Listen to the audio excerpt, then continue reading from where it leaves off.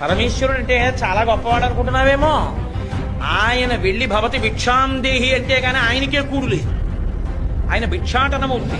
అన్నపూర్ణమ్మ దగ్గరికి వెళ్ళి భవతి భిక్షాందేహి అని నిలబడితే అన్నపూర్ణమ్మ గరిటితో వడ్డిస్తూ ఉంటుంది.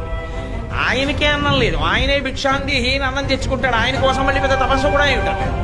తన పెళ్లి తాను చెడగొట్టుకోవడానికి మాట్లాడిన బ్రహ్మచారి రూపంలో వచ్చిన ఏకైక మూర్తి శివుడు ఒక్కడే.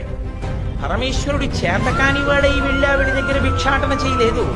ఆవిడంత చేతకానివాడని నువ్వు వచ్చి భవతి భిక్షాందేహి అంటే అన్నం పెట్టననేటంతటి వేళ అంత అహంకారంతో ప్రవర్తించే స్త్రీ ఆవిడ కాదు. ఎందుకు నిలబడ్డాడో తెలుసా అండి ఆయన?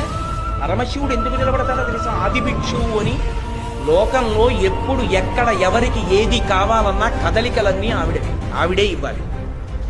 ఆవిడ ఇవ్వాలిరా. కాబట్టి ఆవిడ దగ్గరికి వెళ్ళి అమ్మా నాకు అన్నం పెట్టమ్మా అని అడగరా అంటే నేను అంతవాణ్ణండి, నేను ఇంతవాణ్ణండి, నేను వెళ్ళి ఎలా ఓ ఆడదాని దగ్గర చేయి చాపుతానండి అంటారేమో.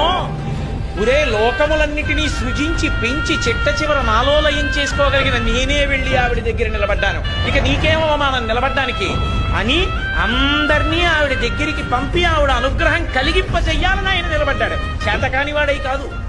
అందుకు ఆది భిక్షు